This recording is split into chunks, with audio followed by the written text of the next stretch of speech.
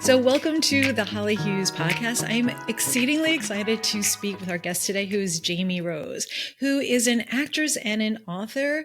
And I'm fangirling, and I really like to own up to that at the beginning. I think everyone I've asked to be my guest so far is someone I've admired or known or followed for a while. And I followed Jamie. I mean, if I'm going to age myself, and I'm really good with that because I'm owning like my 50s right now. But since I lived in LA, and I moved 16 years ago, which is insane. And we have known some of the same people, but never got to meet. So this is our opportunity to have a conversation and meet and share with the world just like what makes you so amazingly creative, authentic, and now decide to take your creativity and help people find themselves. And I love all of the above. So Jamie, if you were going to let people know about you, what is the opening line that you like to give? Well, it's hard to describe fully how fantastic and wonderful I am and worth following for all these years. True. But I'll try my best. I have no idea what you're talking about, why you'd be so keenly interested in me, but I'll take it. Yeah, I don't even really know what to say to that. I'll start with an opening because I have so many Post-its because I wanted to make sure that I touched a little bit on everything. So I worked in film and production for 18 years, and I have many theories about why I chose that avenue. Like for me, I really wanted to be seen, but I never wanted to be on camera. I wanted to help make other people's dreams come true. But for me, kind of what happened along the way was I got pigeonholed into I got good at budgeting, and I hate math, but good at budgeting, good at negotiation. And so then they shoved me down that route when really I wanted to talk about character and story, which is why I finally claimed my voice as a writer and owned it and stopped giving it away to others. But also the process of LA, I always say I aged out because there's always someone skinnier, prettier, and thinner, right? Like younger, skinnier, prettier, thinner. That was my thing. And you have a sentence that you say that's similar to that I found. Did you remember like talking about that? Okay. I can talk about that, but I don't know the exact line you're talking about because I talk a lot and I say a lot of things. Yeah, you say pretty much the same thing. So I'm curious, as an actor, like what was that spark initially in you that gave you the courage to like go for that dream?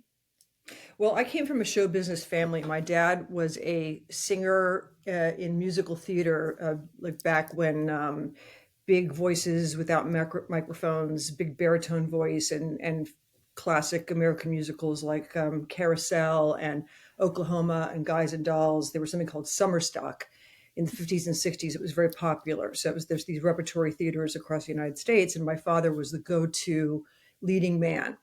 And my mother was a dancer. She had been a professional dancer. My parents actually met in a show. My mother was a Rockette, and also danced with her first dancing job was when she was 17 years old. She lied that she was 18, and she was one of two young women in Donald O'Connor's club act. So I had that sort of showbiz sawdust in our veins, not film industry, like real, like not much real money, theater, but theater and like performers, entertainers. They weren't Shakespearean actors. They did time steps and could hit high G. So I grew up backstage and grew up like helping my dad with lines and just I could just kind of do it. And I had a natural aptitude for it and could dance. My mom then had a dance school, and I was just good at dancing. And I had no aspiration to be an actor at all. I talk about if my family had a shoe business, I would have made shoes. And there was an audition when I was 6 years old for a Kool-Aid commercial where they needed kid go-go dancers. And I auditioned and I got the job. You can find it on YouTube.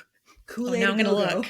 I'm going to look. Bugs Bunny. And I'm on there, and I kind of had this career that took me. So I don't have the typical sort of, I had this this need to express myself. And then I had to have the courage. It was like, in fact, I was really a bookish, shy kid in terms of who I really am. And I just happened to be good at acting, vivacious, performing. I just grew up knowing how to do it and hadn't had talent for it. But then that kind of took me, and I acted from ages 6 to 13, mostly in commercials, did an episode of Green Acres, an episode of Family Affair.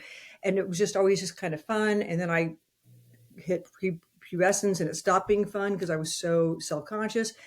So I left until I was like 18 or 19, and I just didn't know what I wanted to do. I was in college. I had no idea what I was going to do. I was in the theater department, but I wasn't getting cast in the plays. And my dad had kept me on, I guess, honorable discharge, whatever they call it, for Screen Actors Guild. And I thought, I have red hair. I'm really hyper. I have freckles. I can probably still make money in commercials. And so I went back and immediately booked like 3 nationals, then got and did a movie, then did this television series called Falcon, Crest, which became this big hit. So I always felt my career was like kind of taking me, and I was along for the ride with it. I love that. That lasted a very long time. And then when I was in my late 30s, mid 30s, really, I was definitely sort of like, I ended up having my own show when I was 25 years old called Lady Blue. I was the title character. And again, it just kind of kept, like, the career was taking me. And I hadn't really paid dues until I was 36. And then I paid all of the dues. And my career had kind of slowed down, but I hadn't slowed down my spending. Talking about budgeting, wish I could have had a little bit more of the budgeting thing happening.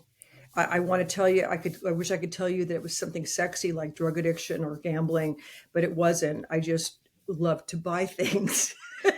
I had a huge collection of power suits and shoulder pads. And obviously it was the time and the place of that, though. But but people didn't spend as much time in place. The place I spent time was the mall. And basically, if you keep spending money like you're on a television series, but you're not on a television series anymore, something has to give. And then, so I was trying to sell my condo and it wouldn't sell. And then I thought, what am I going to do? And then the 94 earthquake hit and the place was destroyed. And so everything just fell apart. So that's when my real dues hit. And I had to have a complete life, again, it's taking me on a trip. And the trip now was, what are you going to do? You're 36. You've only ever acted since you were 6 years old. You dropped out of college. You have no skills. You've played doctors and lawyers and cops and accountants and real estate agents on TV, but you've never done any of these jobs. And what are you going to do? And what I did was, first of all, stay alive, which was not that easy of a thing. I lost everything in that earthquake. My home got destroyed. Yeah. So I just was like, but I didn't know, how am I going to make money? What am I going to do? I wasn't working enough as an actor. I number one, stayed alive, and I just started putting one foot in front of the other. And back then I thought my life was over. And now I look at, that's when my life started. And that's when I started a whole other career, which now is much more aligned with my nature, which is I'm a writer. I'm writing my second book now. And I coach people, which you had made a nod to this. I really like igniting creativity in other people. And then none of that would have happened if I hadn't lost everything, but I mean, materially, but lost, I was forced to give up an identity that I thought was who I was supposed to be in the world. And I formally gave up acting about 7 years ago. My last job was an episode of Grey's Anatomy. And actually, I used to tell a joke. I lost my parents in the last few years, my mom a year ago, my dad about 6 years ago. And my joke was, my father's dead, I can finally give up show business. But actually, that's kind of what happened. And I realized that this dream, this life I had was much more a legacy of circumstance, of how I was raised. And a part of me felt like I wasn't allowed to give up to not be an actor, because that was what I had, that's who I supposedly was. That's what life said I was. And it wasn't as available to me in a way that was interesting to me, but I just didn't really want to do it anymore. So I retired 7 years ago with a nice guest star, and that's it, baby. I find it fascinating because, like, for me, like, energetically, right? Because I do woo woo, is like, for me, you've always had a way with words, though. The idea of memorizing anything, like when I went through the whole TEDx experience, I found it excruciating for so many reasons. It is excruciating. For so many reasons, and I probably shouldn't say any of them if I want my podcast to go well. But for me, as an emotive person who needs to like breathe and move, or when you said time step, I heard step, hop, shuffle, slap, ball, change. Like, do you know what I mean? I'm like, my body will go there. Like, that is part inherently who I am. And even though you might not have been like, oh, I must express myself, you have the capacity to take words and create story. Something about you, in you innately, maybe like luckily, who cares? Like, give me some of that luck, right? That they landed scripts in front of you that people kept wanting you, that others wanted to want you, because you had a way of taking those and interpreting them. Like, one of the biggest things for me that I've always wanted to ask an actor was, when we're like scrambling behind the scenes, like one of the first things I produced for myself, my location manager on the first day didn't show up for an hour and a half because he was too hungover. My grip truck was stuck in reverse and my techno crane broke. And I was like, okay, my whole day is shot. Like, what do I do? And then I was, honestly, if I'm super honest, I was envious of the bubble that my cast got to be in. Mm-hmm. Yeah, definitely. Because I had to protect you. I needed you to be in the space. You had to deliver no matter what was going on.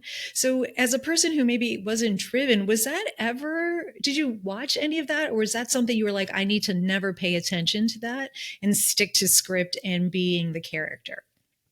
I didn't pay attention to it at all until later, when I was going through my sort of what am I going to do now period. And I thought, well, maybe I can direct or do something like that. And so I shadowed a director, and I was shocked to see, because when you're the actor that stars the show, your first team and second team are the extras, or the people who are stand-ins.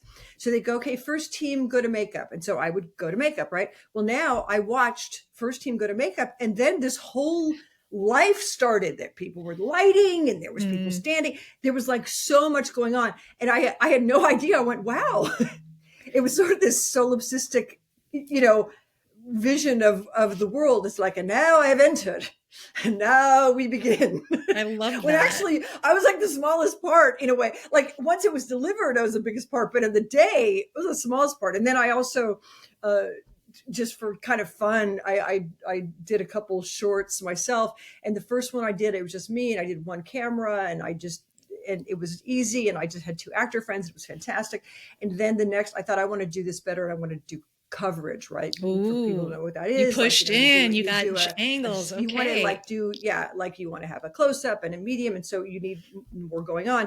And I actually had a DP friend come, and then a lighting friend come, and we were all set up. And it was so hard, as you know, to get these people to come, and I wasn't paying anything. And there they were, everybody was there. And my lead actor came in, and he got a call. He goes, my 5-year-old daughter is sick. Ooh. And I like, she's throwing up. And I looked at him like, and he said, well, I have to go home and take care of her. I'm like, really? Like, I have the DP here. It's like, that gave me a sense. You just made me feel so good for all the bitterness I would have. On one level, I just am shocked now that I've seen how much it takes that anything gets done. Because so many pieces have to work. The weather, the people have to be on time. Everybody needs to get there. People's children need not get sick. Parking, bathrooms, where are you going to sit and eat? I mean, shocking amount of work goes into it. So that was a big awakening. Yeah, I think for me, it took 6 years to be able to watch a film without breaking it down. Like, I know where that location is. That means that they parked there. That means they needed these permits. I know the neighbor who likes to mow their lawn during shots, so they get paid more, like, depending where you are. And I was like, oh, I worked with them. And what AD, like, I used to go lecture at universities about in film classes. They're like, "Oh my God, isn't it so thrilling?" I was like, "Well, can you stand for 25 hours? That's all I need to know. Like, are you able to Yeah. not move?" They're like, "What's the payoff?" I'm like, when all the names go really fast at the end, everyone who works on the film is like, "That's my name. That's my friend. I know who that is." I was like, "That's what more of the thrill can be." But I think like I gave up my Producers Guild membership, and that was though I hadn't done it, it was a huge ego shift for me, right? Because it was my and when screeners mattered before like Netflix was so big, right? I would get all the screeners. For my daughter, I was super cool because I got Frozen. I got the screener for Frozen. All the kids in the neighborhood were like, "You're so awesome." I was like, "Yeah, now you like me, right?" But I think that's fascinating. So you took other people's words, right? And you had this gift of family craft. I'm going to just call it that, a craft, right? My father is a chemical engineer. My mom is an artist. And she always told me, thank God you can dance because you can't sing. And I told her I wanted to make a living. I thought I was going to be a chemical engineer because obviously you do what your dad does. See, same. But I was like, really, I want to tell stories. I want to write. And she said, how do you make a living as a writer? And I didn't really have an answer for that. I went into journalism, honestly, when I went to college. I'm not even going to touch that one because that's such a hot button. But I think for me, there are so many avenues to write. And I've written books and you've written books. And people say, I don't know, do they ask you if well, how are you so brave to do it? And what makes you do it? What drives you to do it? Like, how does stories start for you? Well, I don't know. People are that terribly interested in why I'm doing it. Really? I need to introduce you to other my people. First book, I know some people were mad at me for doing it because I was this actress, and then I started. I came up. Well, I was an actress, and then I was a teacher. I was teaching. Actually, it's a whole other long story, but I ended up teaching dramatic literature courses at university, like with no bachelor's. It was just bizarre how life again took me along. But one of my students was a tango dancer, and I became. No, I remember. You've got the moves. You got good feet. And your feet. Thank you. That's from Mom. But so I had this idea, and my friend Samantha Dunn, who you know, the wonderful journalist and author, novelist, I had an idea about how the partner dance, especially the Argentine tango, because it's such a strict lead follow dance. And basically it's a dance of the masculine and feminine archetypes, whether your gender aligns with that archetype or not, the lead follow. And I said, this reminds me of the fights I'm having with my husband, because I feel like we're both trying to lead, well, and it was a battle. But I didn't want to give up the lead because I felt like that was, against my sort of feminist upbringing, and I know as much as you, but the dance floor showed me that this other role, if I wanted to dance it, the follower role wasn't this weak giving abdication of power. It was a part of the energetic. And so I had this idea for a book, and Samantha Dunn encouraged me to write a proposal. So I literally got a book called How to Write a Nonfiction Book Proposal, and I followed it. I did what it said, and I got an agent. I got a deal with Penguin. It was like, what the hell? So I had a lot of people, friends. And it's called Shut Up and Dance for people who want to go find it. Shut Up and Dance. They were very mad at me because, understandably, because, they're writers who hadn't been able to get a deal, who dedicated their life. And then here's this upstart. Oh, I get it. Look, I get that too. I've been writing a long time, and there can be envy in someone getting it easier, but it doesn't mean that you haven't done the work. Because I did the work. Right. I still did the work, but still it doesn't. I mean, look, I don't think that, and I don't think that these people were idiots. They know that I did, but understandable. I mean, like, I get it, because we're human. So it was more like why her, I think, was more part of it. And I felt like I accidentally sold a book. I was like, the longest thing I'd ever done was like an 11-page essay I'd written, and I take writing classes. I studied with the great Jim Crusoe, an LA person, wonderful writer and teacher. But like, suddenly I'm like, oh, holy cow, what the hell? So, that book, there's a lot I love. There's a lot that just, I was like, okay, so I'm going to interview someone. But Okay, and now my other book is more of what I'm teaching now, and it's called Facing Madam X: An Initiation into Feminine Power. And this is a very different experience, because this book, now I don't want to say I know what I'm doing, because I don't think anyone. If somebody says I know what I'm doing, that's when I think you need to run out of the room in some ways. But I have a better sense of what it takes, and for that reason, it was really hard for me to start this book, because I know what it takes now. I know, like, to write, as you know, to write a book is really hard and takes a really long time. Yeah. And I want to say again, it's really hard, whether you're really accomplished or not. And my partner now is a novelist named Bruce Wagner, who's written like 18 books and novelist. And so when I got with him, I always thought, Bruce Wagner, he's so brilliant. And I thought he would I'm going to write a book, and it would flow out of him. But I live with him. So it's like when he's writing a book, he moans, it's like he's going to the coal mine. He's not going, and I went, it's hard for everybody. I think it's a little easier for him because he's got more confidence, because he's written 18, but I'm now in the very end of this book. It's months now, and I'm now in the. Is the next one fiction or nonfiction? No, it's just nonfiction. Okay. The other one and this one are both hybrid memoir and self-help. Mm-hmm.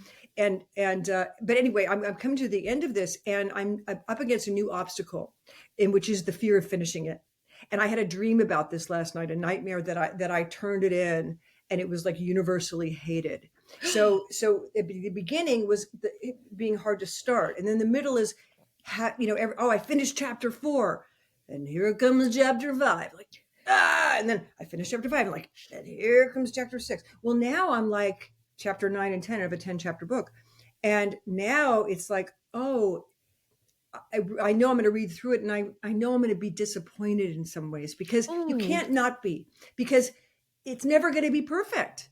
No, that's my whole thing. Real, not perfect. That's my whole thing. It can't be. And so part of the willingness, the courage of creating anything, whether it's a book or a family, or, there's always going to be something that you could do differently. I wish I'd done that. I wish I'd done this with my kid when they were 8. I wish I'd done this in that scene when I was 24. I wish I'd done this in chapter 6. I mean, that's just the way it is. And the only time when it's perfect is when we're, I guess, after we're dead or something. But for now, I can only do my best at this point. Yeah. How do your ideas start? Like, where does your moment come from? Like, for me in my writing, it's an emotional trigger of some kind, honestly. Like, it's either unleashed or realized, or I'm grateful or I'm puzzled. But it's like this huge emotional wave, and it's like a sentence and a thought, and it's never fully formed. And now I don't try to fully form it. And I have lots and lots of notebooks with like half asleep scribbled ideas. And sometimes it doesn't work, and sometimes it does. But then I'm like, that's it. And then I go. Not that it's always smooth, because any creative person who thinks the process is smooth, you're crazy. But good for you. But so for you, how does the idea, like for your Madam X book or this next book, where did it start? Well, Madam X is the next book, is the second book. So it's the one I'm working on now. It's out in January. But when I made the transition to coaching, I had worked with a psychiatrist named Phil Stutz, who now is semi-famous because there was a documentary that Jonah Hill, his patient did about him, called Stutz.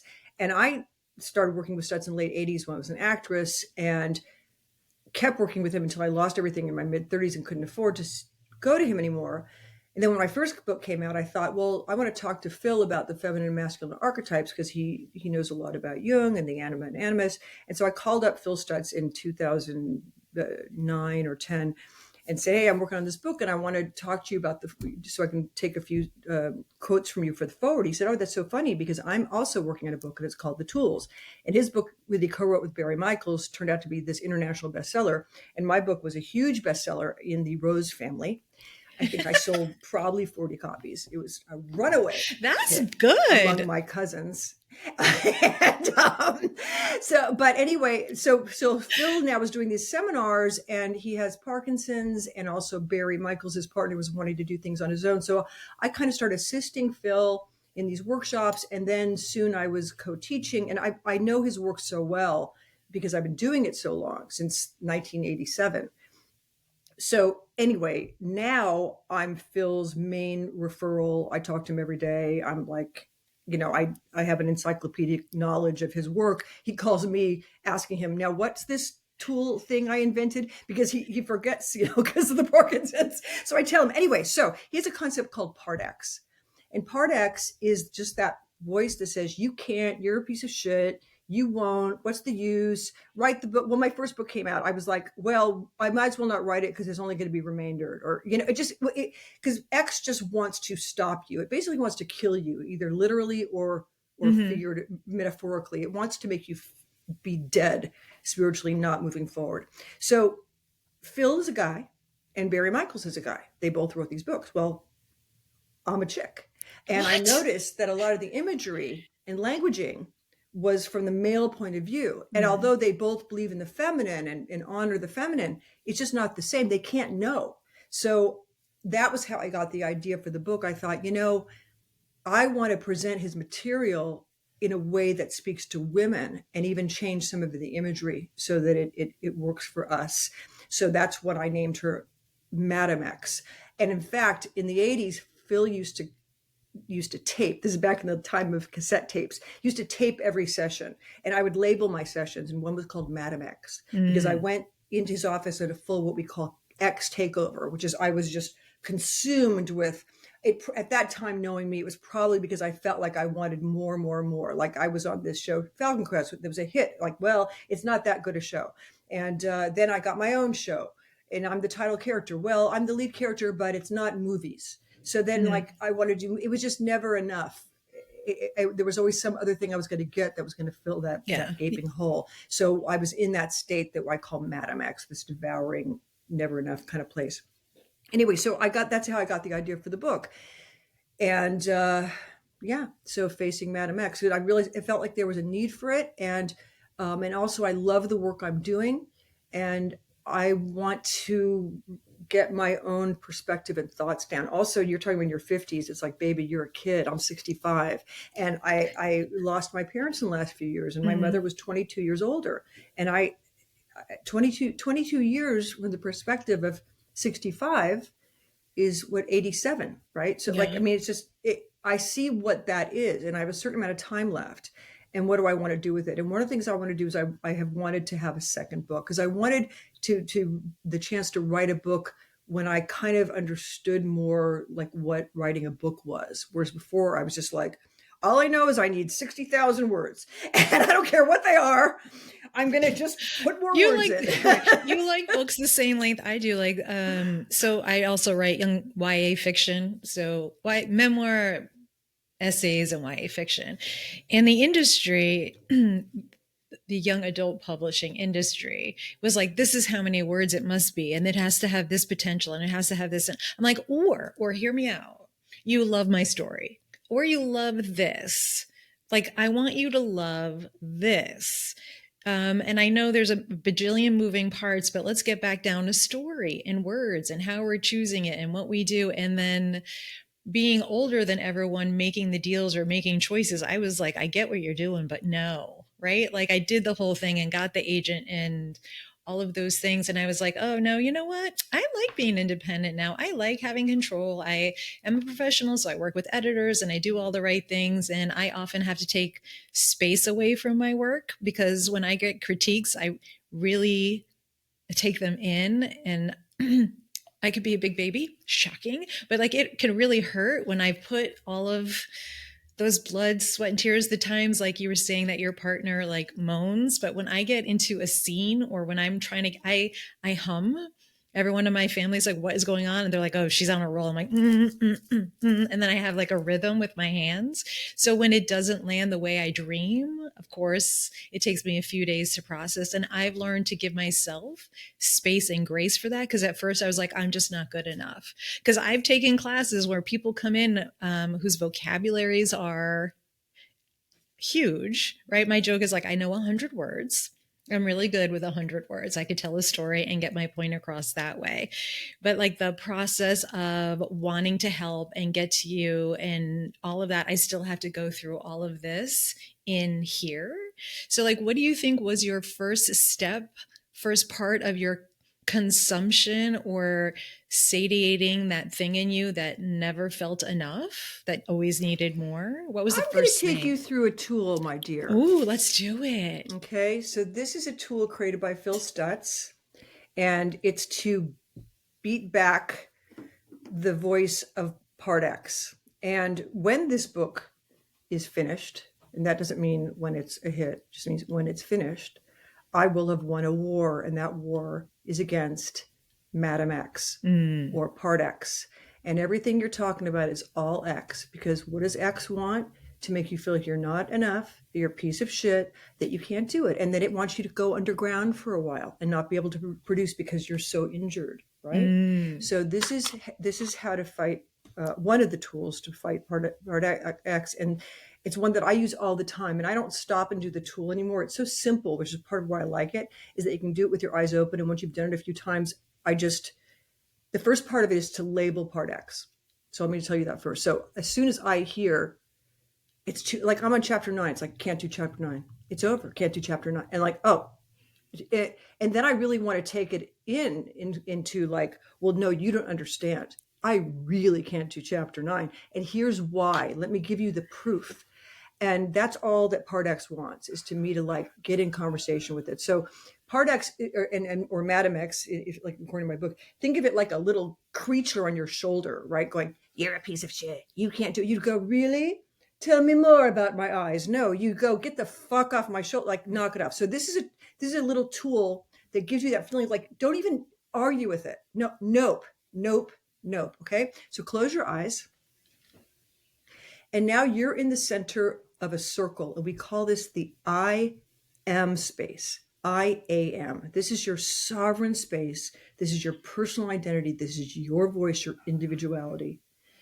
And all around you, 360 degrees, is that voice of Part X saying, you're not, you can't do this, you have a limited vocabulary, you're not good enough, blah, blah, blah. You know, from inside your own body, from inside the core of you, I want you to generate a sense of profound rage. This isn't human level anger. This is God level rage. This is like an exploding planet. This is the Big Bang. From inside of yourself, send that energy out like shockwaves against that Part X voice, like the quills of a porcupine. Shoot it out 300 feet from your back, sides, front. Get the fuck away from me. I am.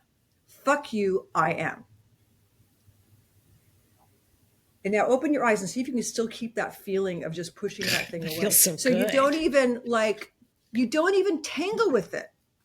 As soon as you read a comment like that's going to be X, this is X territory. Now, I'm not strong enough where I wouldn't be able to read a review or a comment. I mean, like I'm not that, don't have the kind of spiritual chops, but I know if I do read a negative comment, which I of course will, you know, that's the hardest thing. But that's when you have to take it away from the literal and the personal.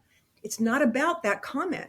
It's about your mastery over your own life force. It's a battle between you and Part X, and Part X shapeshifts. When I was an actor, I needed my own show. I had my own show. I needed a movie. I needed the movie. I get the right movie. You know. Then when I had my book come out, I would look at my Amazon rank. And there was an app called Novel Rank. It was an app, and it showed you what your Amazon rank was like hourly.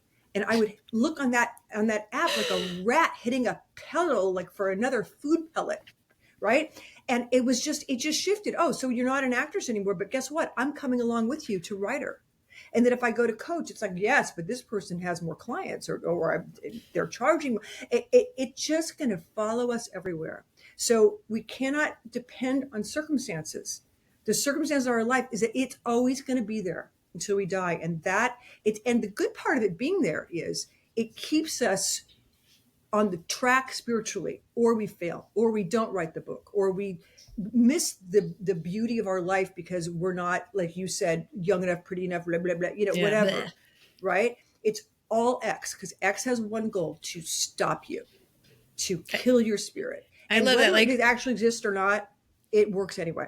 No, I love it because it's empowering. I see all the moving parts of you. Like for me, it's very like Gaia or Kali, right? The goddess Kali. Like when I'm in a particular mood, because I own my moodiness, is like I'm just like I imagine her just blowing fire on everything. So it totally works with what you're saying. And then I'm seeing the duality of the masculine and feminine because I've seen you dance, because I've watched you for many years, because you used to post videos of you doing the tango. Right. And the thing about so I'm a dancer. I still dance. I still take lessons, and I take K-pop classes. It's so fun. But like for me, tango and partner dancing was one of those things I had never done because I never learned like the thing. And of course, if you dance for any amount of time, you had some abusive dancer who told you that your thighs were wrong, your feet were bad, or that, you know, she always told me my ass was too big. I'm like, genetics, baby. What do you want me to do about that? But so for me, I was like, do I look like that? Would I know how to lean in? Do I know how to trust that someone's going to hold me? So I love the fire analogy. I love the masculine and the feminine. And because when I watched you dance, you were so powerful. Your energy and your control of your femininity. No, like I am super picky. I'm not, if I didn't even like it, I wouldn't even bring it up because as a dancer, you know what I'm saying? Like who has it and who doesn't? Like I hate going to a show. I'm like, and you're counting the steps and you're having a bad night and I need you to hide that shit because I paid $85 to be here. Like, or I wish it was only 85, right? Like I'm like, right. I need what I need because I need your creativity. I'm looking at to help spark and inspire mine again. But all of this leads up to my favorite question, which you asked about before we met, which is, if you came with a warning label, what would your warning label be right now? Because, you know, it can change. Well, you know, I have so many. And one is that I'm my partner, my fiance before I get married in a few months. He when he first met me, he said, "You're an anomalous processor." So, so it's really, so one warning is I can be really, really smart, like really smart. And I can be so stupid, even I can't believe it. Like, I mean, just shocking. Like, what is wrong? Wait, I think that sounds like X. That sounds like X. No, it's really, no, it's true. It's like, it's not dumb. It's like I look at it in this weird way that it's not, it's just weird. It's so creative. Yeah. I'm not putting myself down. I'm just saying It's like, it's just weird. So that's one thing. So I may ask you some question that you're just like, what? And anyway, so there's that. I also talk a lot, which you probably have seen. I also go deep, man. I'm not interested. I don't go to parties that much and all that because I'm not a small talk. I'm the same. I don't like it. It's effort and it's just yuck. I want to go deep or I want to stay home. I like that. I think but my warning label is I will talk about Korea.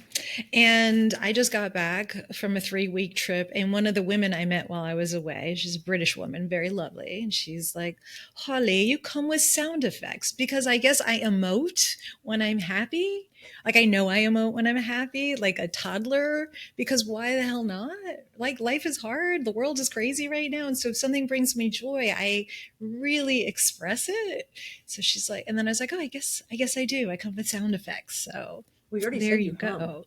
I like it. So wait, I have one last question. So your book is slated for January, of 2026. It's on Amazon, and you know it's already available for pre-order, but it's soon. You know, I haven't finished the manuscript yet, but yeah, it's coming out. So is that a hard deadline or is that a moving deadline? But I'm gonna get it done, and I'm getting it done. That's part of why that's helping me right now. But I'm like, gotta get this shit done. Like, fuck you, Madam X. Yeah. Okay, so do you have any workshops coming up too? Like, do you I'm do not those going to my ongoing? workshop. I'm doing my one-on-one coaching while I'm doing the book, but I'm not doing any workshops until I'm done with the manuscript and it's like the baby's out of my hands. So I'm not going to be doing any more workshops or anything till the fall, because I did some. My last one was like a month ago, and they take a lot of, as you know, a lot of creative work. So I can't. I need all that Understand. thinking energy for my book. I can't move it over there right now. Okay, and then so are they always live, or do you do work virtually I'm as mostly on Zoom. Yeah, Okay, I do excellent. want to do though. Once the book's out and all that, I do want to do a live workshop so we can do movement and dance. Ooh. Because especially just the whole playing with the masculine and feminine archetypes is such a dance thing. So are you taking any classes? Are you still Dancing? No, but I do have dance parties by myself. And to me, it's like, when in doubt, put on James Brown. That's my thing. 70s R&B is soul music is my jam. That's my whole thing. So does your fiance dance too, or do you dance around him? Well, he will dance.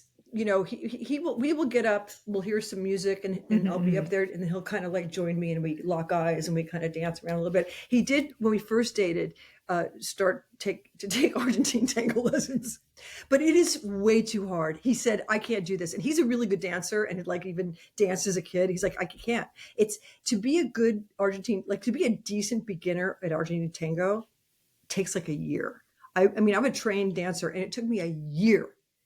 I feel like I have a new challenge, because I studied African dance for over 20 years, but I have so many injuries. You know what it is? If you read the book, it's that everybody all the women I talked to, it wasn't the movements of the dance. Although that was weird, because it's the opposite of turnout. It's a whole different. Oh, I'm pigeon-toed. I'm down for that. It's internal rotation, and but the hardest part is learning to follow. And that is why I wrote that first book, because it was so interesting to me. And that's the hard part of the dance. But also Argentine tango, of all the lead follow dances like swing, salsa, you can kind of learn a basic and have a good time. Argentine tango is like learning a language. Like if somebody, it's like dressage with a horse. Like the horse knows if you touch your pinky on the rein in a certain way, it knows to do this particular move. It's very, there's a lead role and a follow role. Again, it's not, gender. You can have a female leader or whatever, but the leader gives an indication. The follower understands that that's the movement associated with it. It's not intuitive. So it's really challenging. It's like, you really have to learn it. And especially for the leader, because then not only are they learning the dance, but they're navigating, they're watching the dance floor and keeping the follower safe, because the follower is usually walking backwards. So the leader has to think a few moves ahead of what movements they're going to do and keep the follower safe. So it's a very good metaphor for like relationship, because if I'm going to join up with you as my partner, I need to know that you're going to care about, like I had dancers that I would dance with that obviously didn't care at all, that like with salsa dancing, right? I don't like to spin a lot. It drives me crazy. It's not fun. I'm just, they're spinning you and you're not able to express because you're just spinning and you're not moving. So if a guy or a leader, any leader doesn't notice that I don't like turning, I don't want to dance with them. I want somebody who's interested in what brings me pleasure. And it's the same thing in a partner relationship. I want to be with a partner who cares enough to notice what brings me pleasure and then wants to provide for that and reciprocally with me to them. Yeah, it's about understanding each other's communication language and cues, trust, and when you need to adjust when it's not working anymore, right? Like that's just like the magic of all of it in creativity and in relationships. So, well, I want to thank you for coming and being one of my top 10. You're my top 10. Well, you got to keep going, girl. This is a whole, you just got to keep going. Oh, I'm going. Yeah. And now tango is on my list because it's something I've run away from. And, right? We got to keep going for like what interests us. I like to remind everyone that like there is no aging out of creativity, obviously, and there's always something more to grasp and go for. And you should follow Jamie. Do you like people on Facebook or Instagram? Where do you like them to Instagram, find you? I'm at JRose here, and my website is JamieRoseCoaching.com, and that's JAMIE.